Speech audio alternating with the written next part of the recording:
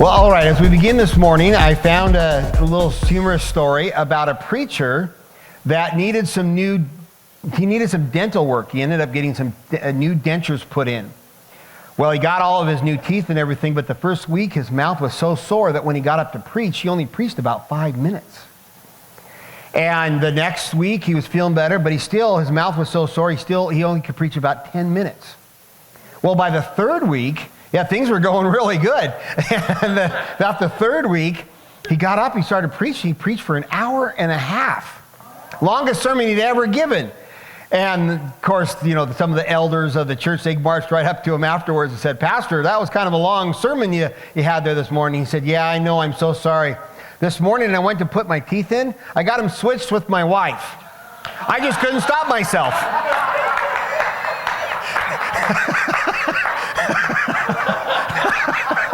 Okay. Well,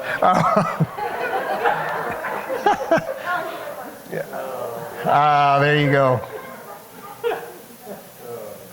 Hey, so this morning, I thought that would be kind of a fun way to start off because we are going to talk about the tongue today, how we use our tongues. We're going to be in James chapter 3, and we'll get into it in just a moment.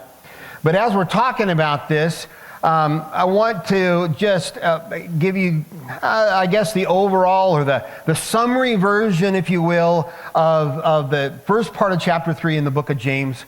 That is no surprise to us, but it's the idea that our tongues, our mouths, what we say can sometimes get us in trouble. And James wants to give us caution, and he gives us a lot of teaching in this area about how we use our tongues, and that we can use our tongues to help bring life or help bring death. It depends on us. Now, to start us off, before we get into it, some of you had the opportunity to go through the video series that Pastor Rhodes and Jolene did this last summer called Me and My Big Mouth. And a lot of what he taught on was out of James. I sat in one of them that was on James chapter 3. And you can go back on YouTube and watch it if you're interested. Me and My Big Mouth, Andy Stanley. He did a phenomenal job. That I won't redo everything that he gave, but I did want to express or kind of share with you his opening 3 points. I thought they were very, very profound as we think about our mouths and the responsibility that we have. So he said 3 things in specific that I want to mention. First of all, he said about words, when we think about our words, we need to recognize that our words are not equally weighted. Words are not equally weighted. Different words weigh, so to speak, more or less. We have positive words and good things we can say, kindness that we can share, or we can use negative words and put downs or hurtful things. But we need to recognize that when we give positive things and negative things, they are not equal. Perhaps you've seen some kids playing together. One of the kids gets their feelings hurt by something another kid said or did. They go running, crying off to mommy. Maybe another mommy grabs their child and says, "Okay, you go apologize to so-and-so." And they do. They go, "I'm sorry." And then mommy says, "Did you mean it?" "I'm sorry." And they give a little bit better one. But the first kid whose feelings were hurt, they're still crying. Why? Because what they said to hurt them is weighted differently than the apology that they gave on the other end. Words don't weigh the same. Little Tommy's apology didn't matter as much as what was said to start it off. The Bible says that words can bring life or death. Proverbs 18:21, "Death and life are in the power of the tongue, and those who love it will eat its fruits." So you'll eat the fruit of using life-giving words, or you're going to eat the fruit of death-giving words. And we need to recognize that it has an impact on our life. And yet there's so much responsibility in that. Because our words are weighted differently. They're not weighted equally. That we can't just easily make up for what we said in a harsh, rash, or insensitive way. Growing up, you probably had lots of people pour all kinds of positive words into you. Hopefully your parents poured positive words into you. Maybe you had teachers. Maybe you had coaches. Maybe you had mentors. Maybe you had trainers and bosses. There's all kinds of people in our life that try to encourage us and help us and guide us and give positive things into our lives. Now, you probably remember how they made you feel, if they helped you feel loved and secured and special. But you probably don't remember anything they said, or very little of it. On the contrary, if there were people, whether they were parents, teachers, neighbors, bosses, who said nasty things to you, you probably remember all those words. Sometimes those words even come back. Sometimes they swirl around in our mind. Sometimes it's years later and a harsh word just comes rushing back into your thoughts. Because our words are not equally weighted. Second of all, the source, this is Andy Stanley's outline again, the source is not equally weighted. If you're a person of some kind of position or authority, the words that you say to other people in that moment or in that place of authority become more powerful than other words around you. So if your boss is having a bad day and he just comes unglued on you and chews you, inside and out, and just really, leaves you angry or frustrated or discouraged or whatever, and then you leave and you go talk to a coworker and they say, "Oh, don't worry about it. He's just being cranky today," or "That's just the way he is," or "That's just just let it go." What the boss said is going to weigh in your mind more than what a coworker says, because the source of words is not equally weighted.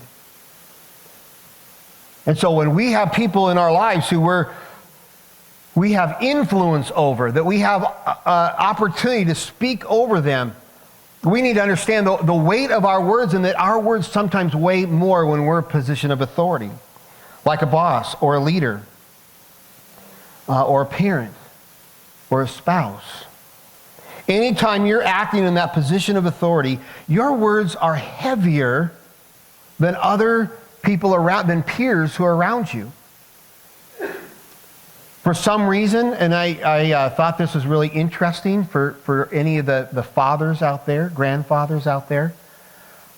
It's hard to say why exactly, other than the fact that God kind of put men in a specific spot of leadership over family. But our words are pretty heavy. Words of a father are pretty heavy and carry a lot of responsibility.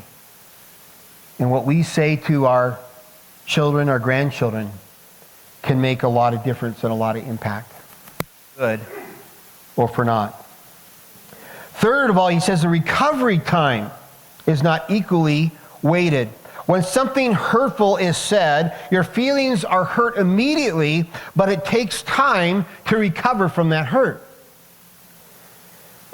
This last week, we took our grandsons out to, we were babysitting the grandsons for a couple hours, and we took them down to Mod Pizza, and we were getting pizza and ordering, and we got some drinks, and my youngest one had a bottle, and he was doing the bottle flip challenge. He had this bottle about that much full of water, and you flip it and try to get it to land up, right?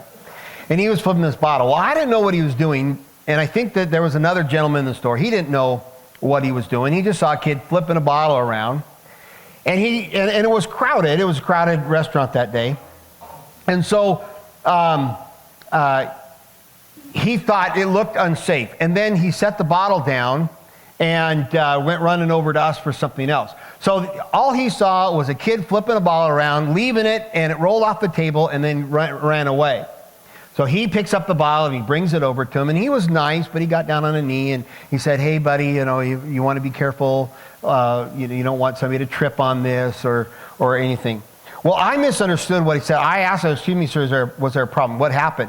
And what I heard was that he was throwing a bottle around. It went flying off a table. Somebody tripped over it. That's what I heard. That's what I thought had happened. It wasn't nearly as severe. So I bent down to him and I said, okay, buddy, you're losing your bottle and you need to go sit at the table. Well, I think, the stranger was picking on him, and then I was backing up the stranger and not listening to him, and suddenly his feelings were hurt pretty bad. And that wasn't intention. None of us were being coarse or harsh, but he went and sat on the table and just buried his head in the corner at the wall and just sat there crying. And I felt horrible. I felt terrible. I ruined his life. And I'm saying, oh, I'm sorry, and it's okay, just let it go, don't worry about it, it's over. He wasn't being mean, I wasn't being mean. But it didn't matter, no matter what I said, he was still crying, and he was still had his feelings hurt, and he wouldn't get out of his, out of the corner of the booth. And so I wanted to sit beside him and put my arm around him and hug him and tell him it was okay, but he just ducked under the table then. He wasn't going to have anything to do with me. He was done with me for that night.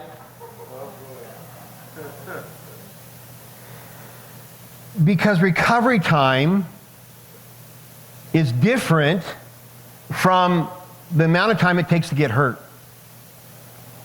And it's so easy to quickly say the wrong thing and bring damage and emotionally wound somebody you care about. And just saying, oh, well, I said I'm sorry. Well, I didn't really mean it. Well, I was just upset. It was just one of those things, and we dismiss the power of what we said, and we think that because I said I'm sorry, it should all be okay now. And it doesn't work that way. Recovery time of the words we use are not equally weighted. And we can hurt so much quicker than we can heal. And sometimes that healing takes years. There's something that happened in moments. So it's just to say that words are powerful, and we need to understand how much responsibility we hold when we think about the words that we have. And so we're going to look at the chapter, James chapter 3, and read a few verses and talk about it.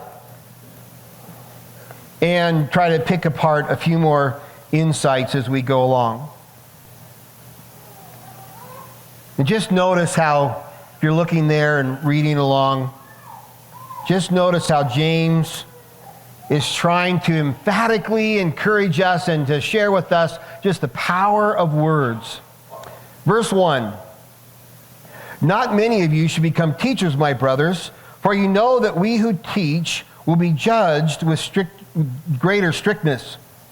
For we all stumble in many ways, and if anyone does not stumble in what he says, he is a perfect man, able also to bridle his whole body. If we put bits into the mouths of horses so that they will obey us, we guide the whole bodies as well. Look at the ships also.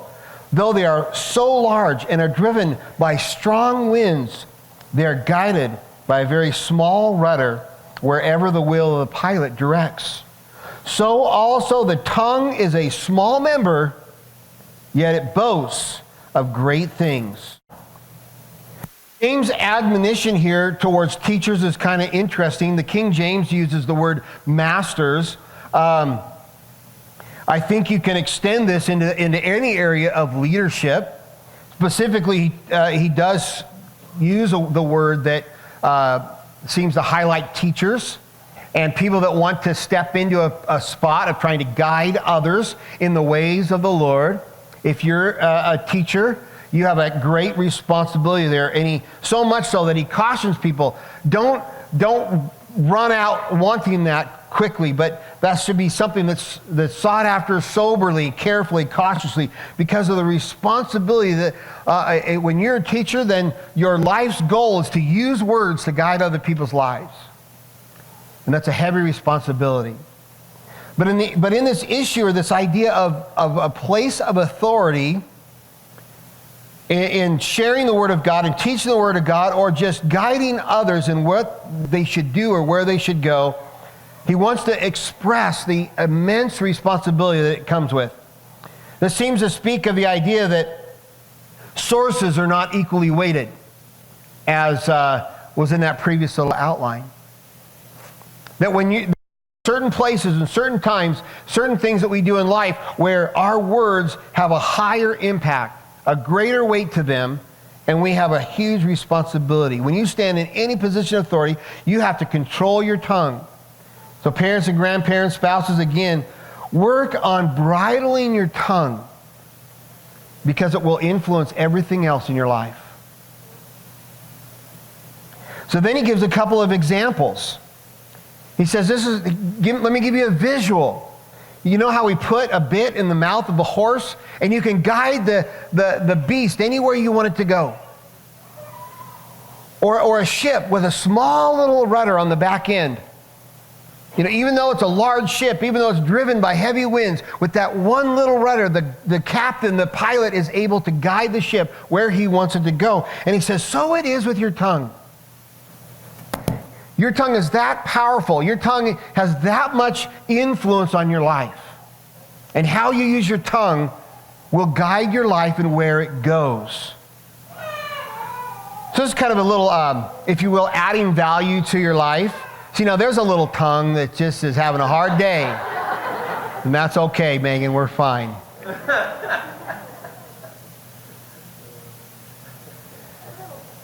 Daryl says more than that, so.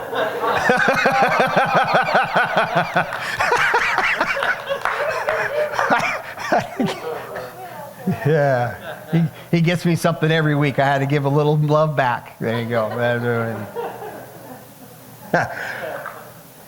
So, little adding value to your life piece. 10 ways you can get in trouble with your mouth. Okay, so here's some things to think about. You might find yourself in one of these. You might think of somebody else in a lot of these. But here's 10 ways that you can get in trouble with your mouth, just kind of quickly. Number one, always talking. Yep. People that never listen. They talk endlessly about themselves and their kids and their job. They don't give anybody else a chance to say anything. They're always manipulating and controlling the conversation. They're always kind of pushing themselves their way into things. Or sometimes they're not interested in listening to what somebody else has to say. Their only interest is in fixing what somebody else has to say. That idea where they're just always talking, just talking too much. I like a couple people have said to me, they'll talk to me for a few minutes and say, I don't want to hold you hostage, and they'll let me go, right? You know, there's that kind of person that just holds you hostage, and you see him coming, and you think, oh no, I better block out an hour of my life now because I'm going to be stuck for a while. Okay, always talking. Number two, interrupting. Every time you have something to say, you jump in and talk over others. You interrupt what they're saying. You change the flow. You want to talk about what you want to talk about or whatever. But that sometimes with our tongues we interrupt and selfishly take over the conversation. Number three, complaining loudly. Now we're probably going to complain about things. We're going to, you got to let off some steam once in a while. You got to have a confidant maybe that you share things with, your struggles. But complaining loudly is the idea that sometimes sometimes there's people that just complain about everything all the time, every chance they get, everything's bad, they're against everything, they hate everything, they're just always, the Bible calls it murmuring. And they're just always upset and everything's wrong and they're just ready to let everybody around them know it. The Bible also talks about being divisive. That sometimes there's a place to speak up, and other times there's a place just to be quiet and not be divisive. And so we want to be careful about complaining loudly. Number four, gossip. The Bible talks very clearly about that. But sometimes there's a kind of person that wants to make sure that everybody else knows about their friends or family members' embarrassing moments. And the Bible calls it gossip. And we have to be careful about what we say. A friend of mine in youth ministry one time was trying to put together a talk to her kids, and she came up with a little acronym. I've never forgotten. It says, going over someone's secrets in public. GOSSIP. There's just so much that's not our story to tell. And yet, for some people, they just almost love to have a juicy little tidbit that they can share. It just gets them excited, you know. Oh, can't wait to get on the phone. I can't wait for, to get somewhere. I can't wait to find somebody and tell them something that I know. Number 5, when you speak before you think. Ever go there? A little foot and mouth disease. You blurt something out and you didn't stop to think about it and you said the wrong thing. Remember back in chapter 1, James said, and from Andy Stanley's little "Me and My Big Mouth" thing, he had this little thing he had everybody do. He said to be quick to listen, or was it grab? I didn't see that. But he's either open or grab, but to be quick to listen and slow to speak. The Bible says to be quick to listen and be slow to speak. Because it's so easy just to say the wrong thing, to blurt something out you didn't mean to or shouldn't have said.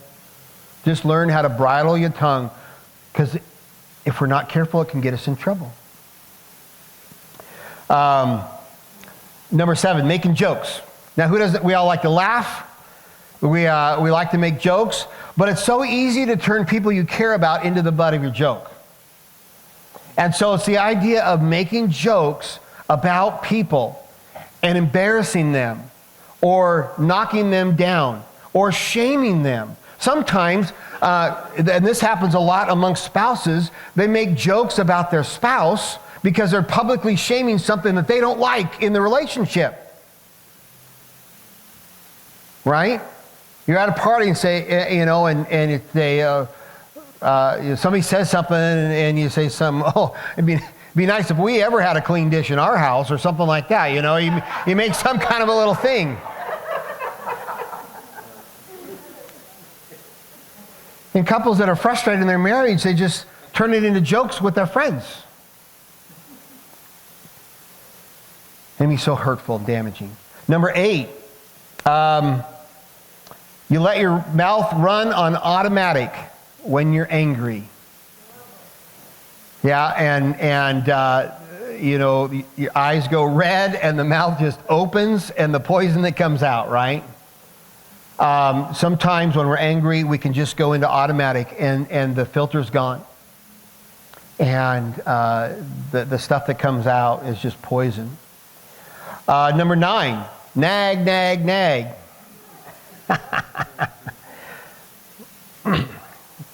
Number 10, this is the last one, and remember this one for the end of the message. Assume that you can control your tongue on your own without God's help. Probably the biggest area of problem of all. You think that you're going to hear a message today, because I say you need to control your tongue, you're going to walk out the door and you're never going to have an issue with your tongue again. Not going to happen.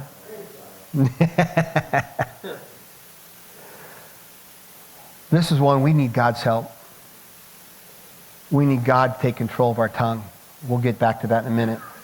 So these are just some examples, but James is saying that your tongue, though it's small, can have huge implications on the direction of your life, where you're headed, where you're going, what's happening. Your tongue can endear people towards you or cause them to run away. Your tongue can bring healing or hurt. Your tongue can calm things down or cause them to flare up. Your tongue, the Bible says, as I mentioned earlier, holds the power even of life and death. And so James continues making his case and we'll pick it up again at the end of verse 5. Let's look at a little bit more of this and pull out some more thoughts. Verse 5, he picks it back up, and we'll pick it up there. He says, "How great a forest is set ablaze by such a small fire. And the tongue is a fire, a world of unrighteousness. The tongue is set among our members, staining the whole body, setting on fire the entire course of life, and set on fire by hell. For every kind of bird and beast or a reptile and sea creature can be tamed and has been tamed by mankind, but no human being can tame the tongue. It is a restless evil full of deadly poison. Let's talk about first this idea that the tongue is a fire. James wants us to understand the power of the tongue, and he's been building this case. And he says it's like a fire set ablaze by a single spark. Now we know a little bit about that. Aren't you? I hope you're glad, as I am. This summer has seemed much better in terms of the smoke in the air. Oh, it's been really nice. It seems like the last several years in a row, the smoke has been so bad. And the forest fires that have been all over. This year we did so much better. It's been such a nice thing. But you know, the smallest little spark can do so much damage. You know, a small little spark in an electrical outlet can burn an entire house down, taking lives sometimes in the process. An entire field gone because somebody carelessly flicked a cigarette out of their window as they drove by. A small little campfire, just enough to feel the warmth if you're right up around it, but forgotten, left untended. Or maybe even thought it was put out, but a couple embers in the bottom were still warm. And an entire forest is gone. Paul says our words are like that. One word, one phrase, one little statement can set up a forest fire of damage and destroy things in your life or in other people's lives. We can be careless with our words and do so much damage. And it's so unfortunate that when we're careless of our words, we think it's no big deal. We think that it doesn't really matter. Oh, I said I was sorry. Well, it was just in a moment. Well, I didn't really mean it. But it doesn't matter when you called somebody stupid, when you used shame to maybe tear somebody's esteem down, when you did something, you used your words to kind of manipulate or force somebody into a certain direction. You can't undo it by saying, oh, I'm sorry. The forest is already on fire. The problem is the spark has already happened. The field has already been engulfed by the flames. Self-esteem is gone. Walls of division are built up between spouses. Families break up. I was visiting the hospital with somebody this week, and dying, and her daughters jumped in a car to come see her. They hadn't spoken in 20 years.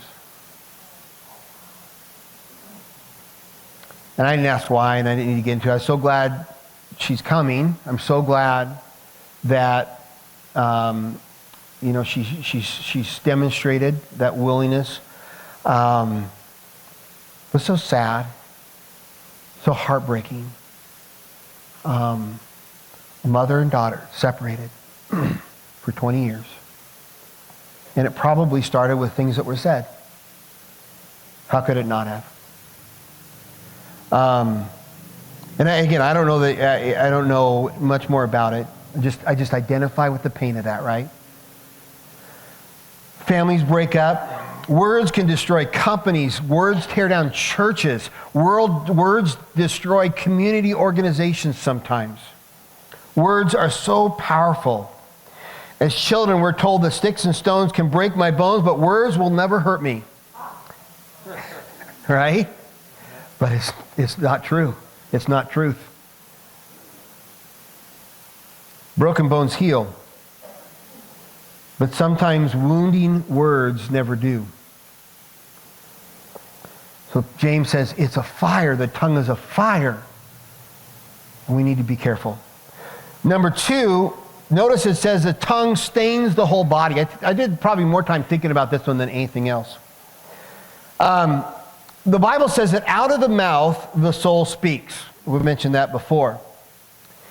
And have you ever noticed that a person who otherwise might be attractive or interesting, or somebody, for whatever reason, you might be interested in talking to, getting to know, or even begin kind of building some kind of a connection, friendship, or relationship with.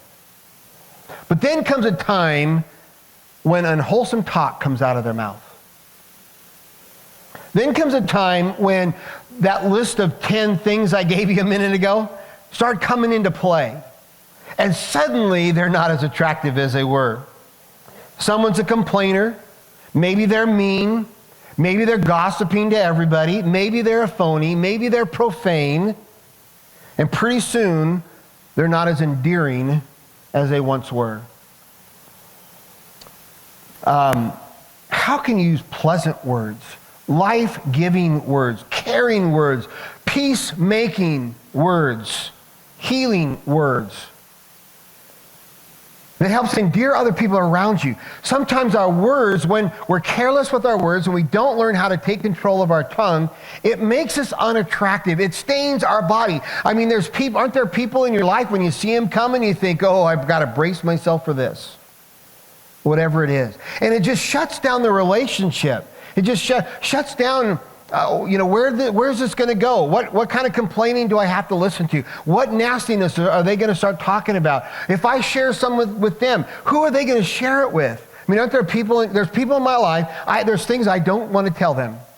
Because I know if I tell them, the whole family's going to know, or the whole neighborhood's going to know, or the whole church's going to know, or the whole whatever.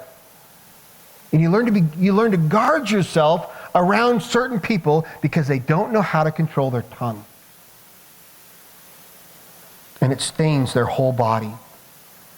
Proverbs 16:24 says, pleasant words are like a honeycomb, sweetness to the soul and health to the bones. Pleasant words, good words, godly word, kind words. It endears us towards other people. It's like a sweetness that we share with one another. But the reverse is true. That if you don't learn how to take control of your tongue, and it's mean and harsh and profane and ugly, it's going to push people away.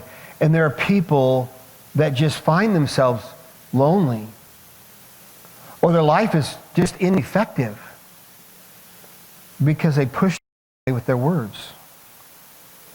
Okay, last one that I want to share out of the reading from just a few minutes ago in those other verses. The tongue is set on fire by hell, he said.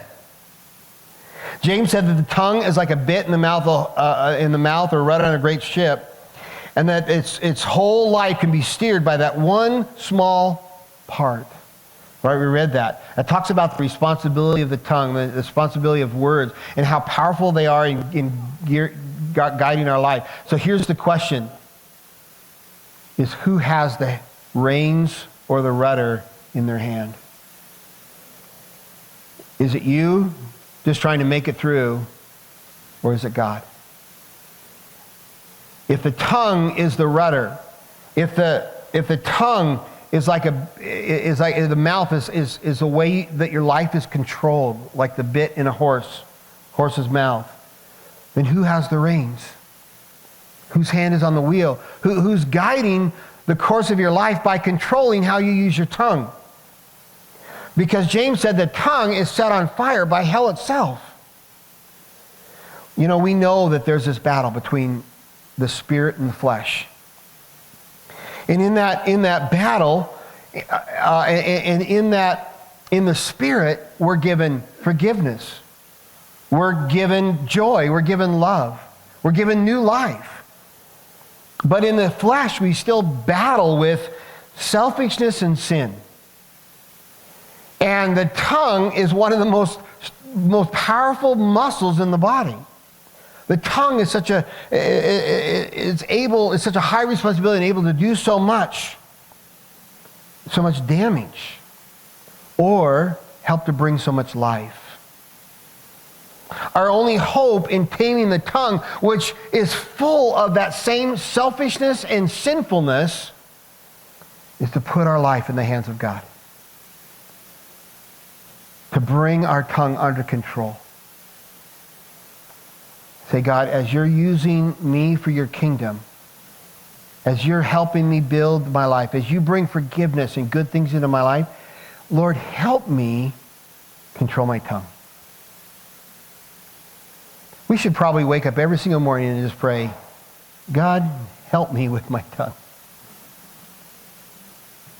You know, there does remind me of a joke, by the way. Yeah. The pastor is a pastor, and he's praying to God. He says, you know, God, today so far, I haven't cussed anybody out. I haven't been negative. I haven't gotten nasty or mean. I haven't said one bad word or nothing. God, today I have not done anything wrong with my mouth. But in a few moments, I'm going to be getting out of bed. And from then on, I'm going to need a whole lot of help. I mean, that'd be a great prayer every single day.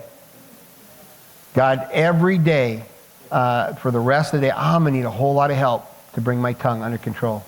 I saw this scripture that is saying, Jesus, put your arm around my shoulders and your hand over my mouth. Here you go. Jesus put an arm around my shoulder and a hand over my mouth. A refrigerator magnet, Dina said.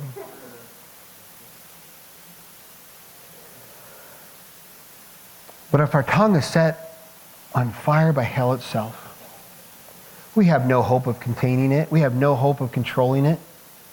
We have no hope of fixing or changing that. Our only hope is to set our life in the hands of the Father and giving the reins of our tongue and the rudder of the ship of our life and putting it in His hands and asking Him to guide us and to help us. So what does that look like for you? I'll leave you with that question. Are you kind of pretty much winning the battle with your tongue? Are you doing well in that area? Are you bringing life, goodness? Are you a peacemaker? The Bible says that a soft word turns away wrath. Sometimes when some kind of discussion is getting heated higher and higher and higher, are you the kind of person that helps to kind of bring that back down? Are you doing well there, or could you use a little bit more help? What does it look like to ask God to help put that barrier around your tongue?